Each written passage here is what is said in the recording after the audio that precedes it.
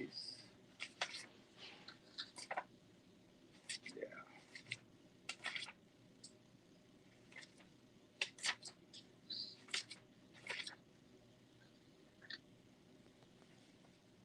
Okay. Let's go. We're on. Testing 1, 2, 3. Testing 1, 2, 3. Okay. Shalom Aleichem, everybody. We got a very exciting class today. Very incredible. Good morning, Boker Tov, everyone. Welcome to the Baal Shem Tov podcast, or the Baal Shem Tov here online. And we are learning this week's Parsha's Acharei Mos, after the death of the sons of Aaron. Okay. So the issue was, of course, the sons of Aaron, they enter into the holy without, for many reasons, actually. And that's a whole nother discussion in terms of what was their issue. But the issue is here, after they died, and that's how this Parsha begins, called Acharei Mos, after the death. God says to Moses, right? After the death of Aaron's two sons, when they came near before God and they died, specifically. Okay? And here's where it goes into the whole basic theme of this week's Parsha is Aaron, the only time Aaron can go into the sanctuary, which is the Holy of Holies. That really you cannot go in just anytime you want in terms of the Holy of Holies. You can go into the holy. Oh, so holy, so holy. But to go into the Kadosh Kadoshim, where the Ark of the Covenant stood, that was only once a year, on Yom Kippur, the Day of Atonement. And of course, the interesting thing is about Yom Kippur, as we know from Sefer Yetzirah, that the universe is divided into 3 sections. Okay, there's time, space, and consciousness. Right? Olam, Shana, Nefesh. Olam is space, Shana is time, and Nefesh. Of course, now we have space-time, which is kind of converged into one. Okay, like a space-time event. And then you have consciousness. So if you look at holiness in space and holiness in time and holiness of consciousness, okay, so we see that space really is the Holy of Holies. That's the holiest place in the world. Right? If you'll ask anybody, they'll say, what's the holiest city? They'll say Jerusalem is the holiest city. And then they'll say, in Jerusalem, what's the holiest place? I'll say the temple. And then in the temple, what's the holiest place? The Holy of Holies, where the Ark of the Covenant stood. That's the holiest place in terms of space. Time, if you'll ask anybody on the planet, any Jew on the planet, they'll say, when's the holiest day of the year? And they'll basically say, Yom Kippur is the holiest day of the year. And then you'll ask, who's the holiest man? And you'll say, the Cohen Gadol, the high priest. Actually, the law is, if the priest walks in and meets the Messiah, the Mashiach, the king of Israel, the king actually bows to the high priest, interestingly enough. Okay? The holiest person on the holiest day of the year in the holiest spot can't just walk in. Okay? So that's where this week's Parsha begins. Vayomer Hashem el Moshe, daber el Aaron achicha.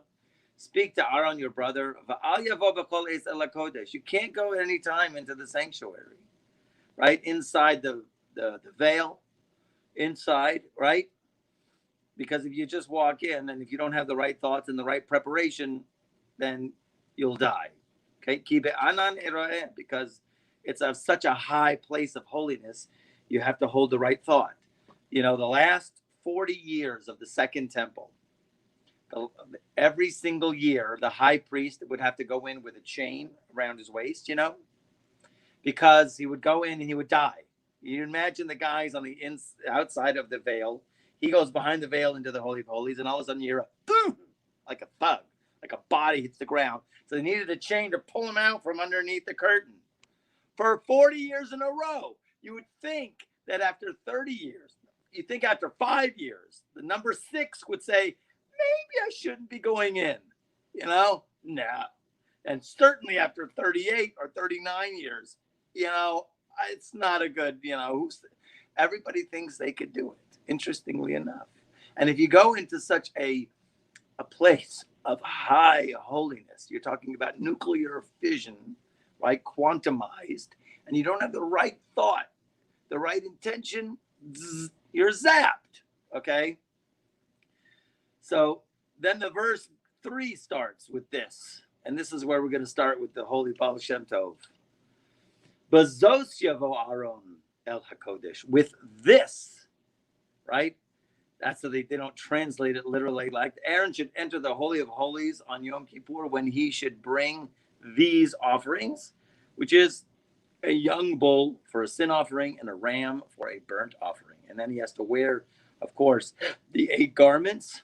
And then sometimes he'll wear just the one garment, the white robe, and he switches, 6 times a day. Okay. But in any case, the interesting thing that we're going to focus on today is the word Bazos Yavo Aaron El HaKodesh, and he starts off in the pages that I sent you with this. Aaron enters the sanctuary. Okay, so now we're going to go into a whole new universe here. Okay, and here he goes. And they don't really. The translation here is he entered for a higher purpose, but that's not how it's really literally read. The Hebrew actually has much more flavor to it. The Hebrew says, Sorech Gavoahu. It's a very great need, a high need. It's a high need, and this is just a statement, okay? Not necessarily indicated by Aaron going into the Holy of Holies. Because if you say just with this, Aaron is going into the Holy of Holies, with what? Okay? So it says here, Tzurech Gavoa, which is just a whole nother concept, a high, lofty purpose. There is a Tzurech Gavoa, there is a very high cosmic need, which is kind of strange to say because God doesn't need anything, but in a certain sense he does. I'll explain why. But the statement is there's a high need to elevate from the lower level to the higher level, okay?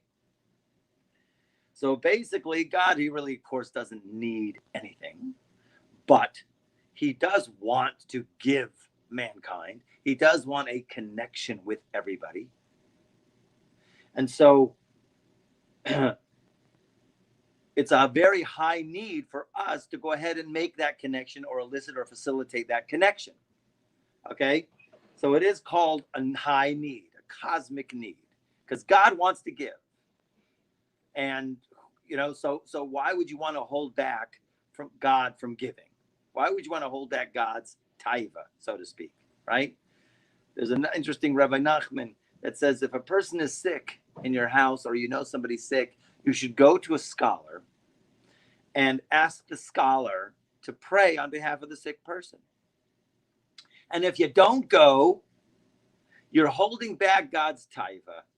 You are preventing God from getting his pleasure because God takes great pleasure in the prayers of the scholars. And for you to not go back because, oh no, I can handle this prayer myself, dude. I can pray myself, dude. And don't go to the scholars to ask them. You're holding back God's pleasure. Now, of course, we always want God to have a great pleasure. And we know we come from the place always. We can't deepen this knowledge enough. That God gets intense pleasure when he's giving. And he only wants to give. So how does he give? He needs a vessel. So the first line is it's a very high need to elevate from the lower level to the upper level. And then, of course, what does that pertain? That's making a vessel. And how is that indicated with what language?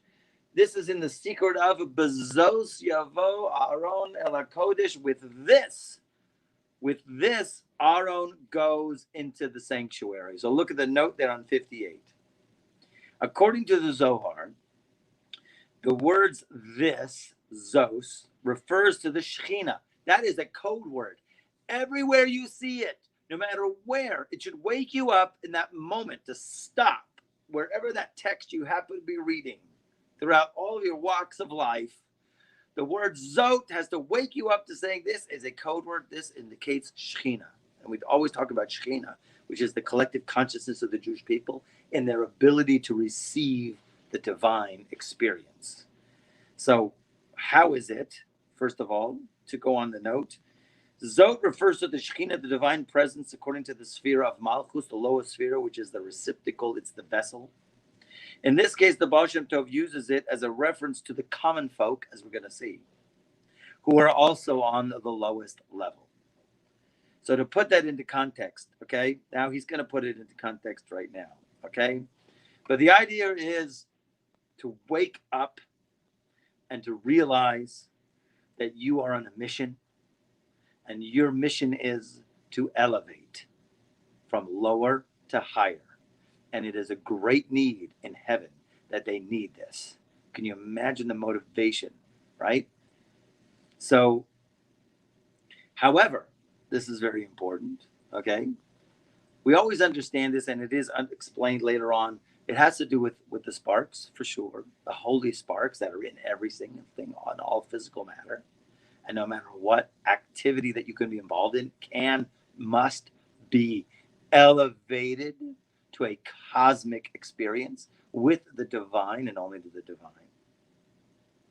However, in order to uplift them, one must first descend to their level, as in the parable of the king's minister, who exchanged his beautiful garments for those of the common folk, in order to upraise the prince to his father, the king. So the parable goes like this. You know, here's the prince. He's, of course, what's going to be, you got to get spoiled. And the kid needs to learn, really, to be a responsible individual. God forbid he should be responsible, right? And in order to manage the kingdom and to take place, you know, he's got to learn the ways, and he's got to go out there. So the king sent his son out to a faraway place, right? Miami Beach. Oh, maybe not Miami. Okay. But in any case, what happens is the son goes so far out, and he joins and he connects with the people around that area to the degree where he even doesn't even have any realization that he's a son of the king anymore. He has a Harley Davidson, he wears black leather, he hangs around the pool hall, smokes Marlboro Reds, and drinks beer, and he hangs out with his buddies, right? And occasionally they'll have a brawl, you know, they'll go do something. And the king wants to send for his son to come back home, and he sends the ministers, and every sudden here's the guy shooting pool in the hall, right? And here comes the king's ministers in the pool hall, and he goes, "My lord, it's time to return. Your father wants you to return to the palace." He goes, "I don't know no father. I don't know no palace. These are my buddies here. I've been hanging out with them for like 2 years, and I'm having a great time. And I love my beer, and I got my Marlboro cigarettes, and I got my Harley Davidson." And minister after minister tries to wake him up to come back to the palace. Imagine if I was that and I heard that. You know, okay. Yeah. Okay. But in any case, this is very deep. Finally, there's one minister, because there's nothing can help. King is very frustrated. So one minister says, "I can do it." So what does he do? He gets himself in black leather. He knows the language also that they speak over there and wherever they are, the kind of slang and the terms, and he studies that, and he knows how to speak, right? Texas, let's say he goes to Texas, right? Pool hall in Texas, right? He gets himself all the garments. He gets himself a Harley Davidson. He goes into the pool hall, and he's one of the guys, and he hangs out with the son of the king, and they're friends, and they become friends, and then eventually he convinces them, you know, maybe let's go for a ride, you know. And eventually, because he goes down to the level of the prince, he's able to elevate him. Now, this is also another famous story of Rabbi Nachman that he told, called the Turkey Prince, or the turkey under the table. And it's also the same type of story where the king has a prince, and the prince, you know, he's amazing. He speaks all the languages, and he knows all the instruments, and he knows all the wisdoms, and everybody's very impressed. And this father and son are very delighted that they have somebody who's going to take over the kingdom in such a responsible manner. What happens is he has to do some campaigns, some actually war campaigns. He comes back from one campaign. Obviously, it was a hard one. He comes back. He takes all of his clothes off, And he starts talking like a turkey. If you ask him, Reginald, what's with you? And the Reginald just answers, right? So I don't know, that's a chicken, more like, I don't know how a turkey makes. Okay. So anyways, all he does is peck, and he takes off his clothes. He goes under the table and he pecks the crumbs like a turkey with no clothes on under the table. The prince has gone mad. Terrible thing. All the doctors and the sorcerers, everybody comes in. The king brings everybody to try to heal this kid, and nothing can take him out of his insanity. And until finally one guy says, I can do it. You just have two guys standing by. I'm going to signal them what to do, but listen to my instructions as I do this. He takes off all his clothes, goes under the table, and here's the turkey prince and the wise man under the table. And the turkey prince says, what are you doing here? He says, I'm also a turkey. Can we hang out together? Just turkeys hanging out together. So they're plucking crumbs and eating crumbs off the table. And then all of a sudden, after a while, they're friends. He signals for the guys who are watching, onlookers, throw 2 pairs of pants. He throws 2 pairs of pants. So the wise man puts the pair of pants on. And the turkey prince is going, what are you doing? He says, turkeys can wear pants. So the prince puts on a pair of pants. Then a little bit later, 2 shirts. Turkeys can wear shirts. And then finally he gets them to wear normal food. Throw some burgers. We can eat burgers. We can eat normal food. He gets them to sit at the table. And eventually, Rabbi Nachman doesn't go into details. I've seen some people embellish this into details, where obviously he heals the prince eventually. But first you have to go down to the level. Now, this is not just total foreign psychology. Actually, this was actually performed, I believe, in the 70s. A true story, a true event of Barry Neil Kaufman and his wife. I think her name is Susie Kaufman. They founded a new method of therapy called the option method. And they started off with their son, who was autistic completely. They were not going to be able to, I don't know if they would be able to relieve him of any symptoms according to all of the doctors. But what they decided to do, they saw how he behaved, that he basically would spend hours like rocking back and forth, and he would spin plates. They fixed the bathroom because it was not so much stuff going on, a simple place.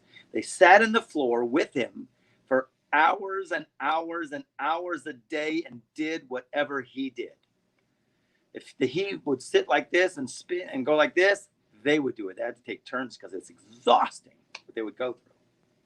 And if he would spin plates, they'd spin plates. Whatever he would do, they would do. They totally mimicked him.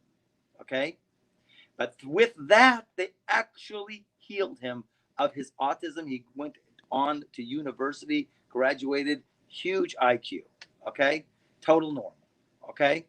So they went down to his level and then brought him back. Okay? And that's what the Baal Shem Tov is explaining here with, this is what Aaron goes into the sanctuary with. And that's what we're going to understand now. But first, you just have to understand the idea of the turkey prince, the idea of going down to the level. Okay?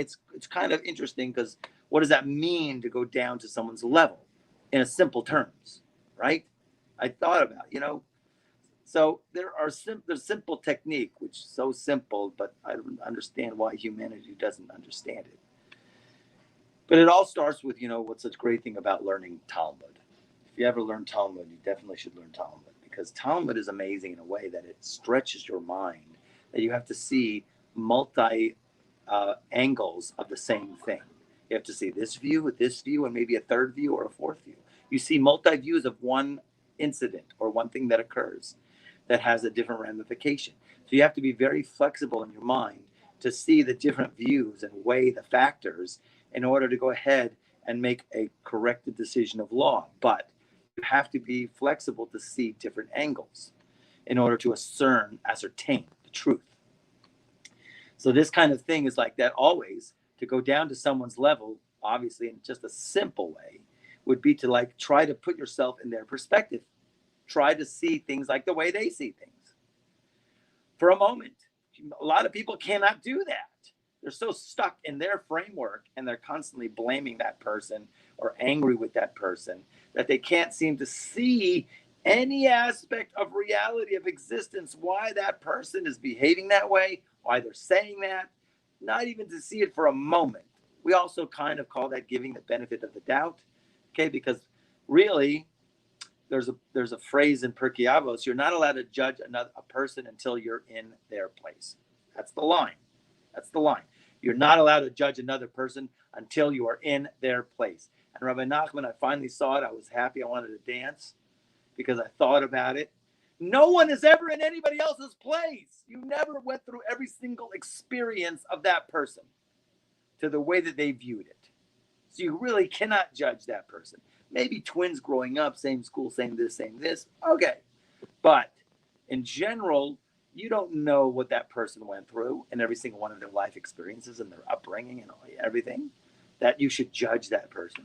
So maybe with all of the judgments, with all of the experiences that person went through, you can be flexible to see the side of what's their madness. Okay. The interesting thing is, does the turkey prince still think that he's really a turkey? Or did he ever flip to realizing he was a man, that he was insane, thought he was a turkey? Or is he just a turkey acting like a man? It's a very big question. And you could think about that and get that back to me, really. You could write me an email, right? rebyak32@gmail.com, what your thoughts are on that, okay? Because I saw many ideas. All right, going on. So anyways, that's the parable. The idea here that we're saying is you want to elevate. We wake up in the morning and we're instructed according to the Jewish law to wash our hands 3 times. 1, 2, 3, 4, 5, 6. We wash our hands. One of the reasons we wash our hands is because we are priests about to do the holy service in the temple. Okay? Every single person is a priest. Kingdom of priests. Right? So with this, you have to understand when you wake up, you're waking up to a mission. And the mission is to elevate. That's the mission. We want to elevate. Okay? So no matter where you're looking, no matter where you're going, no matter what you're doing, you want to only elevate. But you can't elevate it until you are able to go down to that person's level. Most important. Okay? There's so much to talk about that. Okay? The Baal Shem Tov. Here's an aspect of the story. He would always, before he was revealed in the world, he would dress up as peasant clothes, right? And he would go do deeds and influence people and talk to people. He loved the simple people, incredibly, okay? He had such a connection that when he was in Shabbos, in his high time, when he was famous as the Baal Shem Tov, and people would come to him, and he would have the scholars come to him, and he would do this thing with the scholars. And then he'd have also the simple people, right? The farmers, the water carriers, the wood choppers, and they'd come to hang out and hear Divrei Torah. So he would have his Friday night, and he would have everybody. But on Friday night, all of his scholar chaverim would notice he was like befriending, he was getting real chummy with the Pshutei Ha'am, with the simple folk, right? He was drawing them close, talking to them. Right here, there, laughing, joke, here, there. He was really connecting with them. And they were all perturbed. They were perturbed about it. How can the Rav, waste his time with these simple folk? Boy, that kind of attitude did not make him happy at all. But he's very patient and very loving of everybody. So, there was this, I read a statement. I don't know where I saw it, just the Maggid of Mezrich was his main student. He said, if I can only kiss a Sefer Torah like the Baal Shem Tov would kiss a Jewish child. When you think about that, it's kind of like a mind, you gotta well, what does that mean? That's something to meditate on. If I can only kiss a Sefer Torah like the Baal Shem Tov would kiss a child. Okay. But in any case, let's go back. Okay. So, now I kind of forgot where I was. Oh, okay. So the Baal Shem Tov on Shabbos, the second day, second meal, they would eat together. And of course, there would be a time where the Baal Shem Tov is with the scholarly chaverim, right? The rabbis. And he knows one of them is going to ask the question. But even before the guy asked the question, because the Baal Shem Tov knew what people were thinking, okay? He knew thoughts. If a person was totally focused on the thought, the Baal Shem Tov could get it. And so he said, okay, Chevre, we're going to sing a nigun now. And they sang a nigun, right? Ma, ma, ma, ma, ma, ma, la, la, la, la, la, la, la. And they sang this deep nigun, ma, ma, ma, ma, ma, ma, ma, ma. And they're all in a circle, and they were into this such nigun in such a deep way. And then at a certain point, like I think after an hour, they tell the story, saying this nigun. He says, okay, I want to show you something, Chevre. I want to show you something. I want everybody to put their hand on the right shoulder, right? On the left shoulder, the right hand on the left shoulder of every one of their chaverim, the people sitting next to him. And they all did that, and they all made a circle. And then the Baal Shem Tov put his hands on the circle, to close the circle, on the shoulders of the people next to him. And all of a sudden, everybody closed their eyes, and they started to hear things. They started to hear these unbelievable melodies and these unbelievable prayers that were so high, like, oh God, I just want to be with you all day, right? And many, many psalms, they were sung in such a beautiful nigun. It was the most beautiful, sweetest melodies and the most unbelievable, inspiring prayers that they would ever hear, right? That was just unbelievable to their eyes, to their ears, that they were listening in the cosmic realm, these prayers and these melodies. And then finally, after a while, the Baal Shem Tov took his hands off the shoulders, right, of the rabbi sitting next to him, and they all opened their eyes, and he says, what you just heard was in the next hall, down the hall, the room where the simple folk, they're sitting there. What are they doing? They're saying Tehillim. They're saying Psalms. And the Psalms is creating that is in the cosmic realm is what the Psalms are really manifesting. Okay? In other words, you guys heard something really awesome stuff. Those simple folk that you look down on, that's what they're creating.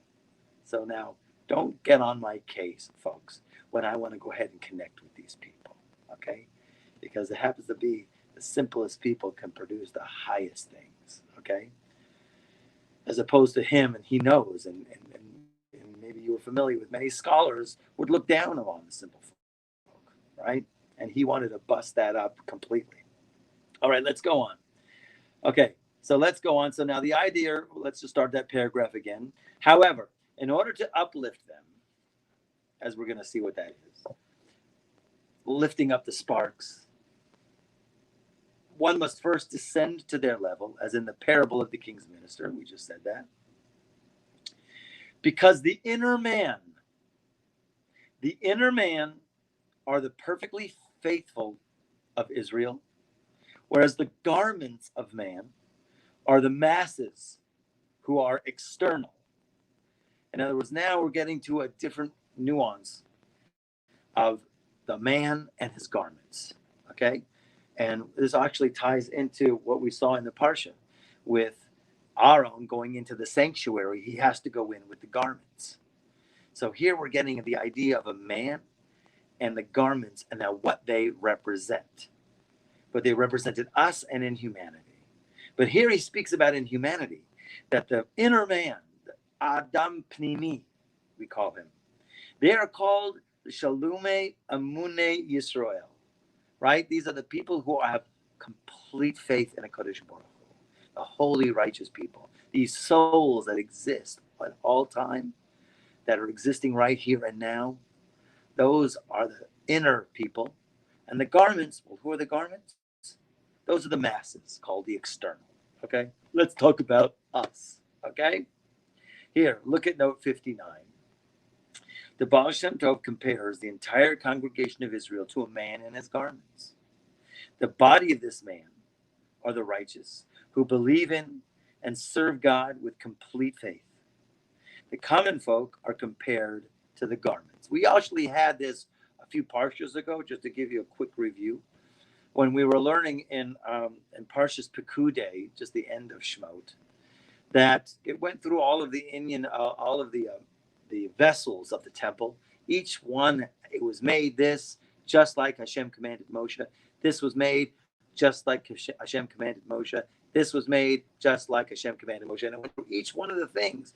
And it ended off with this line, each one commanded Moshe. And we're like, what is that about? Why couldn't you just say we made X, Y, Z, P, D, Q as Hashem commanded Moshe? But it teaches each one that when you're doing an act, you have to, and we don't know the intentions of the acts that we do. We don't know really where it reaches. We don't know the kavanot, the special intentions of the mitzvot and the good deeds. But if we connect in our mind, because all our souls are connected to those holy souls that do know the intentions, so then we make a huge elevation when we do that.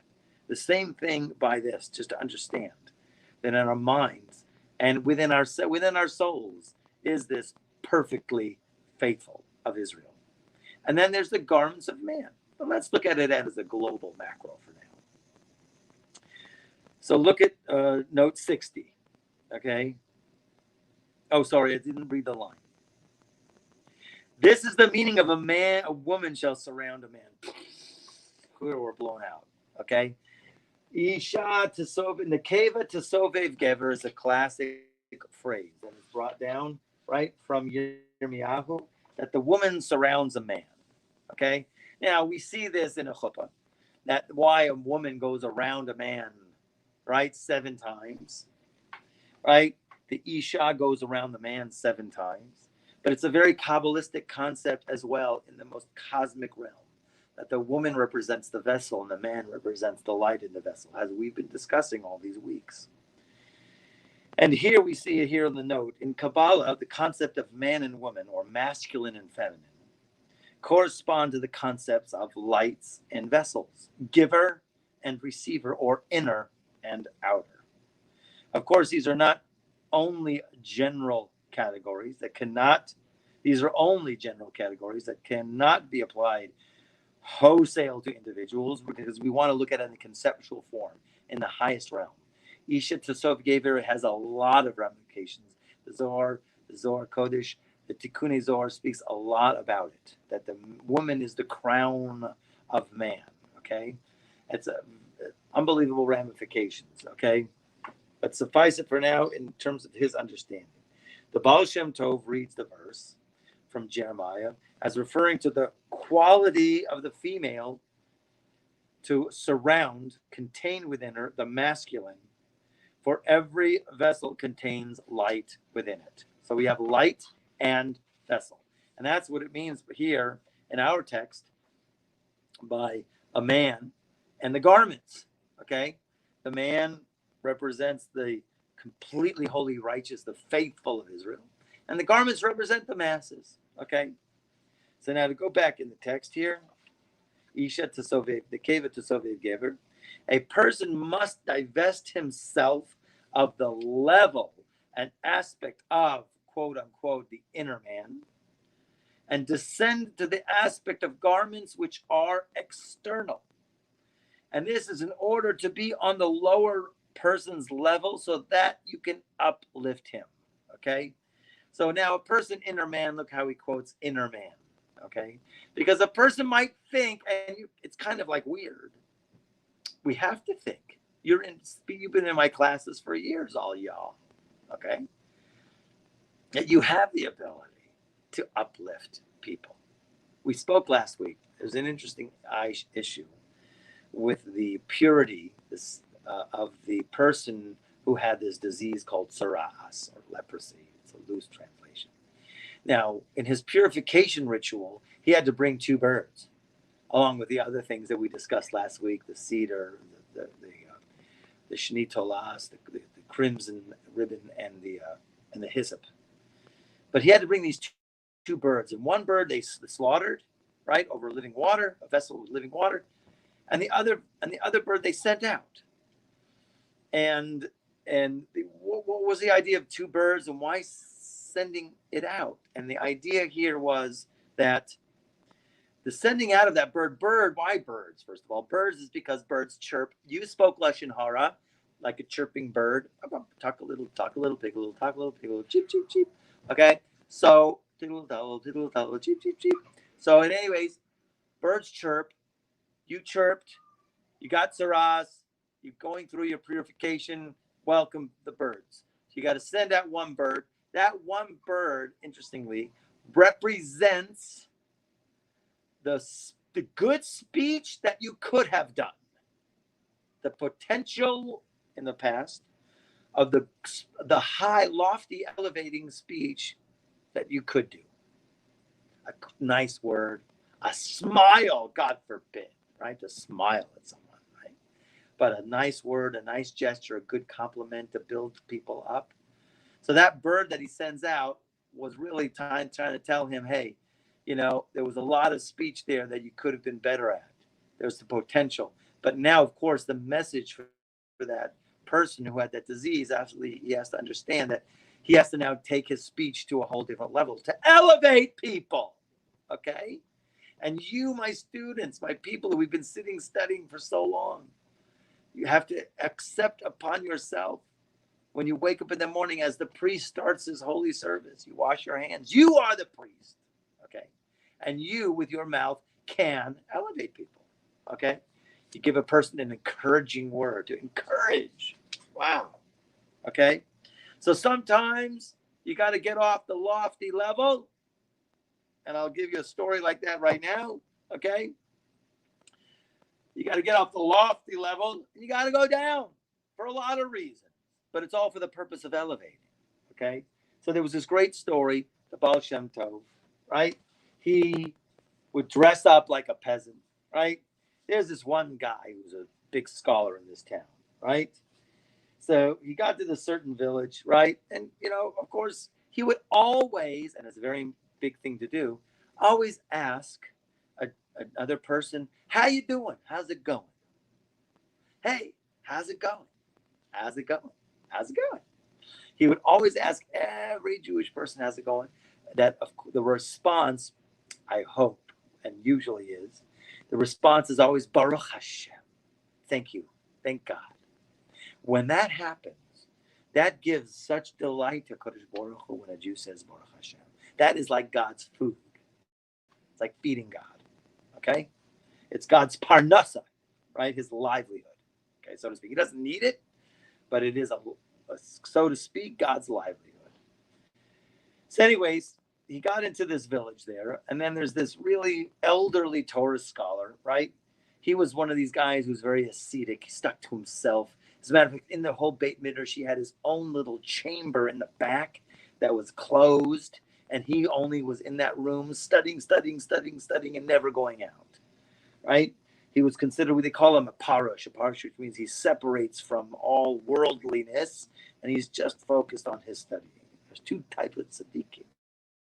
Okay. So at that time, one of the most pious people sat, he was very pious. He sat isolated, studying Torah for many years. So 50 years, that's a long time, right? And he fasted too, most of his life. And he would sit studying, right, wrapped in his talis and tefillin until the evening. And then he would have just a meager morsel of bread. So here comes the Baal Shem Tov. He busts. He's wearing like peasant clothes, right? Looks like a peasant, a simple guy, right? And he busts in the room. He sits down and against this guy who's just studying in his books, right? You picture the old rabbi studying his books. Of course, he feels somebody coming in who dares enter my holy sanctuary. But the Baal Shem Tov busts in. Maybe he's eating an apple. I don't know. Hey, how's it going? Right? Right? And he sits in front of him and he says, how's it going? Right? So, of course, the guy, he's annoyed because he doesn't want any interruptions from his studies, right? So what happened is the Baal Shem Tov asks again, right? How's it going? So what does the guy do? Go, the door's that way. Don't bother me, right? So then the Baal Shem Tov says, how can you hold parnasa from God? How can you hold back parnasa from God? And the guy goes, what are you talking about? But he was understood from the guy's words that he said, it's such a strange question. And he says, how God gets his parnasa. When one Jew asks another Jew, how's it going? And the other guy says, Baruch Hashem. Okay? That gives Hashem his parnasa, so to speak. Right? And here you are, sitting in your little Dalit Amos. Why don't you go out to the world? Why don't you go talk to people? Go join people. You can elevate people, right? He talked to him, right? Here you are secluded for so many years in your own little corner, and you're depriving God of his livelihood by not engaging with people. So that really affected this man, actually, right? And he realized he wasn't sitting talking with a simple peasant. So the Besh continued, the goal is not to imprison yourself within the four walls of Torah study. Torah study alone is not enough. The rabbis say, whoever says, I have only the Torah, hasn't even the Torah. He doesn't even get the Torah, right? You have to uproot every bad trait from your personality, including every bit of impatience and anger. Even if it takes time away from Torah study, you should mix with other people and take interest in their welfare. And you should try to help and encourage them whenever they have troubles. So after these words, the elderly Gaon's demeanor changed. He and the best then started to go to a Torah conversation. Of course, very animated. And of course, the Baal Shem Tov knows a lot, right? And then actually it changed this genius who was sitting in the corner. And he became a completely different person, donated to God, not to isolate himself, but to go out into the world. Because the idea of Bezos Yavo Aaron, with this Aaron goes into the sanctuary. Okay, so now to go back into it, let's go back here into the text, okay? And then we'll tie it together. Thus we explained the Talmud statement, one who is himself not obligated in a thing cannot exempt the public from their obligation. Okay, this is basically an interesting idea. Here, if you look in the note, it has to do with, let's say, really any mitzvah in general. Okay, but it really spoke about the mitzvah of blowing the shofar. Right, so it concludes that only a person who is obligated himself to hear the shofar, he can blow for other people's and take out their obligation. Somebody who is not obligated to hear the shofar, such as a deaf person, he's not obligated, right? Or a child, he's underage. He's not obligated to hear the shofar. He cannot blow the shofar, even though he can blow real well. He's not he cannot take another person out of their obligation. It's kind of like a different dynamic how we see this classic rule. It's a classic halacha. Somebody who's not obligated cannot take another person out of their obligation. Okay? Such as Tikiyah Shofar, reading the Megillah, many other mitzvahs like that. The person himself has to be somebody who's obligated, but he learns that it's kind of different. It has to be, you have to be able to connect with people. You have to be able to connect with everybody. And only then, when you connect with everybody, can you elevate them. Now, how do you elevate them? Here comes the next one. As we have explained the statement from Jerusalem Talmud, Samuel the prophet wore the garment of Israel when he said, we have sinned. In other words, there was a time where everybody needed to get together. There was a tzara. There was a situation of pain for the Jewish people. And they needed Shmuel to come and pray. But Shmuel, he wouldn't do it until he put on the garments of the regular folk and joined and together with the people, he was able to say, we have sinned. The question is, did he really sin? How could we say we have sinned? Normally, a guy who's righteous is, I didn't do that, man. It's all your fault, right? No, because the idea that we've learned before by Moshe Rabbeinu, Moses, in terms of in the sin of the golden calf, he was up and speaking and praying on behalf of the Jewish people on Mount Sinai, and he said these words: if you can't forgive them, mecheni na mesifrecha, erase me from your book. How could Moshe? We learned this a few parshas ago. It's nice to have a little chazorah, because then you're able to put things together in terms of our all-inclusiveness and in terms of understanding reality. The whole idea here is to see reality completely different. And what we're doing here is what we've always been doing, is when we keep reviewing these ideas, so it's supposed to be automatic in our minds, and we're not supposed to view the world the same old way. We have to look at it completely different, as we're going to see. So when Moses was up on Mount Sinai, he said, erase me from your book. Wait a minute, that a humble guy to say that doesn't sound so humble to me. But the idea was that we learned before that Moses says, it could have been that there was a thought of idolatry in my head in the most subtlest way. that I didn't eradicate it, uproot it, elevate it immediately enough. And that little thought trickled down to all of the souls of Israel and caused this sin. Maybe I'm the cause. Maybe I'm the cause.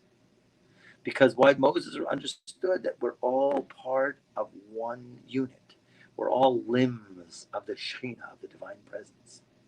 And so he's a limb, he's the head limb. And then there's other limbs. There's arms, legs, everything. And so when he understood the all-inclusiveness of all of us, he understood, right, there must be something in me that did that. Shmuel also the same. If we are experiencing this tragedy or whatever it is, this tsar, this situation, right, it must be that there's something in me that also, because I'm with you, okay? So that is, what does it mean? He descended to the level of the garment, which are the masses, and then he said, we have sinned. In other words, he was able to go down to the level, okay? So we have to always understand that how did Samuel, Shmuel, the prophet, say that? He must be that he understood that we're all part of one unit. And if we're all guilty, then I'm guilty too. So that's where he went down to his level. And therefore, only then he was able to pray to HaKadosh Baruch Hu. Now let's go on. It is known that the main purpose of all our service of God, be it Torah study, prayer, the mystical intentions of mitzvot, and of eating, is in order to sort out and uplift the sparks of holiness. Here come the holy sparks again, okay? From the depths of the impure shells, okay? Right? So the idea, once again, that smacks us in the face, okay? Every single thing that we do is for the purpose of elevating those sparks. And the sparks could be in people. The sparks could be in situations. And the sparks could be in the food and all of our activities, okay? The idea here is, when you wake up, what attitude do you have in the morning, right? I can hardly wait to elevate all of humanity. Yes, you can be the one. You are the one. Actually, a person has to really own that, because really it's known that there is a stature of Mashiach in all of us. Okay, in other words, just like that, we include all the souls of Israel, past, present, and future. We also include within us the coma of Mashiach. That's the Hebrew. Coma is like the statue, or the right. A person has to expand that coma, has to get that to grow. The element of Mashiach exists within all of us. Okay. So here, a person, of course, when he wakes up in the morning, should say, I can hardly wait to elevate all of humanity with my prayers, with my actions. The littlest of actions have tremendous significance. Moving your hand, moving your fingers. Today, I decided, my wife wasn't feeling well. My other kid was sick. I'm here in the morning, right? And there's dishes. I say, I'm going to clean these dishes as if I'm cleaning the holy temple, right? So I'm doing the dishes, cleaning the holy temple. I'm sweeping the floor. I'm sweeping the holy temple. I'm elevating the physical activities, mundane, but my mind is taking it to another level. So here, to go back here, this is reflected on the human level when men of substance, okay, are uplifted to the level of form. There's something called form and substance that's used a lot in many of the philosophical texts. If you look at the note in 63, the Baal Shem Tov is applying the classic philosophical distinction between substance, chumriyut, and surah, which is form, or matter and spirit. Chomer and surah, to human beings. The spiritual leaders of the community are called men of form because they inform the regular people, right? That's what it means to inform somebody, okay? Who must lift and refine the masses who are men of substance, okay? Now here we got to tie it up. This is the meaning of, with this shall Aaron enter the sanctuary. With bezos yavo Aaron el hakodesh. But in order to be able to uplift the lower level to the higher one must first conjoin with that level, then one can uplift it. So the word zos, okay, the way I'm looking at it, okay, so we have to translate it with this, and this means Shekinah, is Aaron going into the holy, Okay? So we have to look at it in the conceptual framework that the Baal Shem Tov always does. That it's talking about the soul and its connection to God. Okay? In all manner. The Torah is nitzchi, that means that it is eternal. That it's not talking about one guy going in to the Holy of Holies that one day of year. Okay? It's talking about you and elevating humanity and elevating the world. Okay? With this, Aaron goes into the Kodesh. That means this is the way I understand it. Okay? So it seems like Zos is the Shekinah. So you're saying with Shekinah, Aaron, that's you, by the way. You become the priest. That's the Zen of Torah. You become the priest. Go into the holy. So, in other words, if you understand that every single thing around you is Shekinah, and you can go down to that level of it, okay, to understand it, right? With this, you can go into the Kodesh, which means you can elevate the elements within the Shekinah, the holy sparks. You elevate it in, and that is what brings out the holy, okay? The Zos, with this, Aaron goes into the holy. You are Aaron. You are the priest. And you must always go into the holy. And it seems like, it seems like, you can't get to Kadosh without Zot, okay? And what is Zot? It's the Shekinah in the masses, the garments, okay? In the connection to people. Because in the connection to people, I say, you see your flaws. Because, we say that reality is a mirror reflecting back to you your own flaws, your own lacking. When you see lacking in something, in some situation or something, that's your own lacking. And so, the Zos Yavo Aaron El Kodesh, with this, and it works also with character traits, mostly with character traits also. Not only just physical activities, but character traits. If you see character traits of people, the Zos Yavo Aaron El Kodesh, I now have to go on the level, go down to that level, only in order for the purpose to elevate it. See, it's interesting enough to go back just to finish off that idea of the turkey prince and going under the table. See, you have to make that level feel comfortable with you. Okay? And that was the reason why they healed their son, Barry Neil Kaufman. It was because he started to feel comfortable with someone else. And there was a mirror. And then once you feel comfortable, so then you can gradually lead anybody else on the next step. Here we are, the priests of the world. And now we get to go out into the world and we get to connect with them, and only for the purpose of elevating them and getting them to believe in the Kodesh Baruch Hu, to start to think differently, right? And to elevate their actions and things like that. So, Bezos Yavo Aaron HaKodesh, this is how we go to the levels of holiness, that we have to understand that it's all Shekinah around us. We're walking, living, breathing in the Shekinah, and we're all here on a special mission to elevate. Okay, we'll stop with that. Of course, I'll leave you guys on for any questions.